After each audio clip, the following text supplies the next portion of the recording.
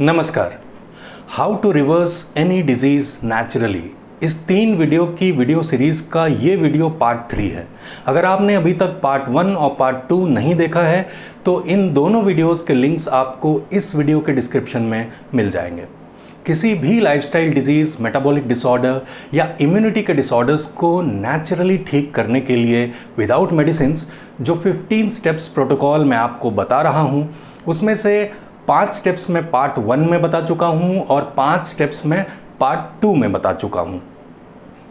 Step 1 था कि हमको सभी रिफाइंड फूड, प्रोसेस्ड फूड और पैकेज्ड फूड को कंप्लीटली अवॉइड करना है। स्टेप 2 में सभी प्रकार के एनिमल फूड प्रोडक्ट्स को बंद कर देना है, जैसे कि चिकन, मटन, मछली, अंडा, मिल्क और सारे मिल्क प्रोडक्ट्स। स्टेप 3 था कि 1 ग्लास एशगर्ट जूस या सफ़ेद पेठे का रस रोज़ सुबह खाली पेट लेना है। स्टेप 4 1 ग्लास नारियल पानी लंच के 1 घंटे के बाद।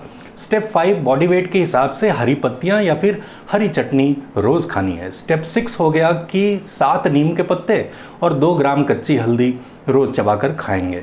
Step 7 10 gram fruits per kg of your body weight रोज़ खाना है। Step 8 5 gram salads per kg of your body weight रोज़ खाना है। स्टेप 9 था कि रोज़ अपनी डाइट में मिट्टी के बर्तन में बनी दाल को इंक्लूड करेंगे।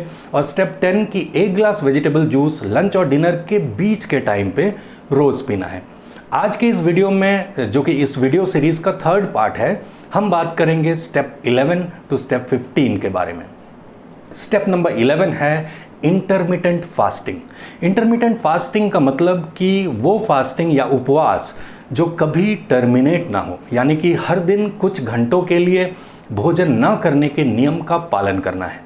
आपको हर दिन 15 से 16 घंटे की इंटरमिटेंट फास्टिंग करनी चाहिए।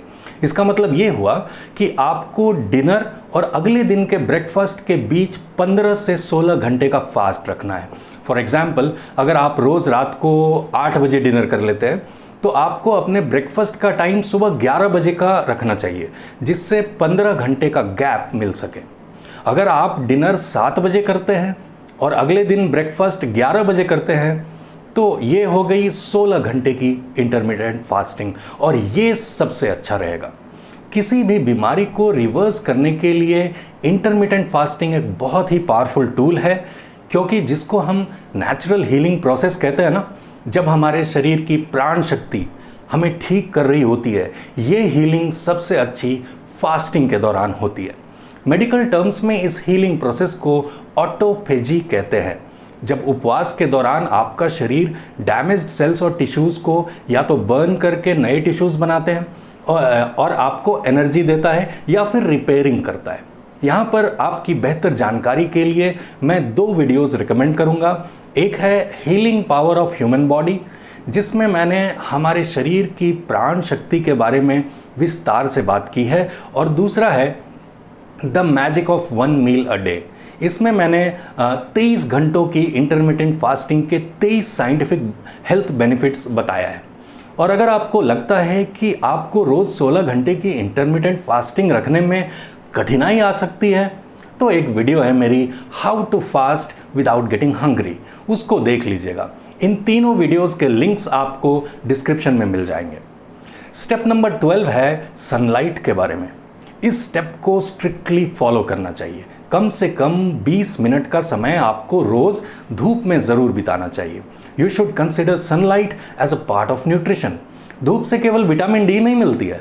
अगर आप रोज़ 20 मिनट के लिए धूप में बिताते हैं तो इससे आपका मूड बेहतर रहने लगेगा, एंजाइटी की समस्या कम होगी, नींद बेहतर आएगी, हड्डियां मजबूत होंगी, स्किन हेल्थ इंप्रूव होगी, एक्जिमा और एक्ने कम होंगे, इम्यूनिटी एनहांस होगी, इन्फेक्शंस कम होंगे, एनर्जी लेवल इंप्रूव होगी और कई बीमारियों का खतरा कम होगा, जैसे कि कैंसर, हार्ट डिजीज़ या कोई ऑटो इम्यून डिजीज़। थोड़ा समय धूप में रोज़ बिताने से नेचुरल हीलिंग प्रोसेस भी स्पीड अप होती है। एक वीडियो है मेरी, sunlight is essential for a good health. इसमें मैंने डिटेल में बताया है कि why sunlight is a part of your nutrition. इस वीडियो का लिंक भी डिस्क्रिप्शन में आपको मिल जाएगा। अगर आपने नहीं देखा हो तो एक बार देख लीजिएगा ज़रूर, for your better understanding. Step number 13 है सांस लेने के बारे में। जाहिर सी बात है कि आप 24 घंटे सांस लेते रहते हैं, लेकिन रोज़ कुछ समय, कम से कम 5 मिनट अपनी सांसों पर ध्यान देना ज़रूरी है। इसके लिए एक सिंपल एक्सरसाइज जो मैं अपने पेशेंट्स को बताता हूँ, आज आपको भी वही बता रहा हूँ। सुबह के टाइम खाली पेट किसी चेयर पर बैठ जाइए, अपने दोनों हाथ अपनी गोद में रख लीजिए, आंखें बंद कर लीजिए और अपनी ब्रीदिंग प्रोसेस पे ध्यान दीजिए। जब आप ऐसा करेंगे तो आप देखेंगे कि आप नॉर्मल से थोड़ा धीरे सांस ले रहे हैं। तो करना बस इतना होता है कि कम से कम 5 मिनट के लिए अपनी सांसों पे ध्यान देना है and you should breathe a little bit slower and a little bit deeper than normal. आमतौर पे जिस स्पीड से आप सांस लेते हैं ना, उससे थोड़ा धीरे सांस लीजिए और उससे थोड़ी गहरी सांस लीजिए, कम से कम 5 मिनट के लिए। आप चाहें तो ज़्यादा भी कर सकते हैं, और अगर आप प्राणायाम करते हैं जैसे कि भस्त्रिका है, कपालभाति, अनुलोम विलोम, भ्रामरी एट्सेट्रा, तो उसको भी जारी रखिएगा। अगर इस छोटी सी लाइफस्टाइल चेंज के बेनिफिट्स के बारे में बात करें तो इसके कई बेनिफिट्स आपको मिलेंगे, जैसे कि stress reduction, improved mental clarity, emotional regulation, enhanced mindfulness, reduced anxiety, better sleep, strong immune system, enhanced physical relaxation, और सबसे बड़ी बात कि रेगुलरली ब्रीदिंग प्रैक्टिस से पूरे दिन में आपकी ढेर सारी एनर्जी बचती है, क्योंकि आपका ब्रेन कम एनर्जी वेस्ट करता है। और अगर आपको ब्रीदिंग से संबंधित कोई समस्या है तो एक वीडियो है मेरी, natural solution to breathing problems, उसको एक बार ज़रूर देख लीजिएगा। डिस्क्रिप्शन में इसका भी लिंक आपको मिल जाएगा। स्टेप नंबर 14 है फिजिकल एक्टिविटीज़ के बारे में।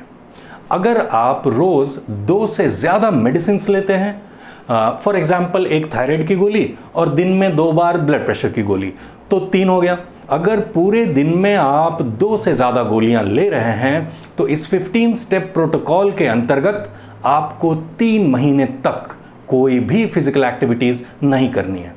ये सुनने में उल्टा मालूम पड़ता है, लेकिन क्योंकि आपके लिए हीलिंग ज़्यादा इम्पॉर्टेंट है, इसलिए आपको अपनी एनर्जी को हीलिंग के लिए बचानी चाहिए। इसका मतलब ये नहीं है कि आप बैठे रहेंगे। अगर आपको फॉर एग्जांपल साइकिल चलाकर सब्जी लाने की आदत है तो उसको कंटिन्यू रखना है। अगर आप रोज़ घर में झाड़ू पोछा करते हैं तो सफाई का काम हो रहा है, उसको कंटिन्यू रखेंगे। लेकिन हेल्थ के लिए स्पेशली कोई एक्सरसाइज नहीं करनी है। साइकिल इसलिए नहीं चलाना है कि इससे एक्सरसाइज हो रही है या कैलोरीज बर्न हो रही है। डू व्हाट इज़ नीडेड, अपना सब काम करिए पर अलग से कोई एक्सरसाइज नहीं करनी है। Keep yourself as much rested as possible, at least for 3 months, क्योंकि आप हील होने की कोशिश कर रहे हैं। और अगर आप रोज़ 2 या 2 से कम गोली ले रहे हैं या आप कोई भी मेडिसिन नहीं लेते, तो आपको रोज़ कम से कम 20 मिनट के लिए कोई फिजिकल एक्सरसाइज करनी चाहिए, जैसे कि ब्रिस्क वॉकिंग हो गया, cycling, jogging, swimming, aerobic exercise करते हैं लोग, डांस, जुम्बा, कुछ भी, कम से कम 20 मिनट रोज़। एक्सरसाइज के ऊपर अगर आपको मेरी पर्सनल गाइडेंस चाहिए तो आप कमेंट में लिखिएगा कि आपकी हाइट कितनी है, बॉडी वेट कितना है, आपका हेल्थ गोल क्या है और फिलहाल आप फिजिकल एक्टिविटीज़ के नाम पर क्या क्या कर रहे हैं, तो मैं गाइड कर दूंगा कि क्या बेहतर रहेगा आपके लिए। और स्टेप नंबर 15 है पानी पीने का नियम। आपको ब्रेकफास्ट, लंच और डिनर करते समय पानी नहीं पीना चाहिए। जब भी आप खाना खाते हैं तो धीरे धीरे चबाएंगे ताकि पर्याप्त लार मुंह में बने। हमारे मुंह में जो लार बनता है ना, वो हाईली बेसिक होता है और हमारे भोजन का बेसिक होना ज़रूरी है। लेकिन इस बात का खासा ध्यान रखना है कि ब्रेकफास्ट के 1 घंटे बाद, लंच के 1 घंटे बाद और डिनर के भी 1 घंटे बाद आपको 1 ग्लास पानी ज़रूर पीना चाहिए। इसके अलावा जब जब प्यास लगे और जितनी प्यास हो तब तब उतना पानी पीना चाहिए। You should always listen to your body very very carefully. और अगर आप रोज़ नारियल पानी पीते हैं, जो मैंने स्टेप 4 में बताया है, तो आपको लंच के 1 घंटे के बाद नारियल पानी पी लेना चाहिए। पानी पीने के कुछ नियम मैं आपको डिटेल में बता भी चुका हूँ, इसलिए इस बारे में मैं यहाँ पर डिटेल्स में नहीं जाता हूँ। 3 इंपॉर्टेंट वीडियोस हैं पानी पीने के बारे में। एक है disease free life without expenses, जिसमें मैंने पानी पीने के 4 नियम बताए हैं। दूसरा है how much food, water and sleep, जिसमें मैंने डिस्कस किया है about how to listen to your body.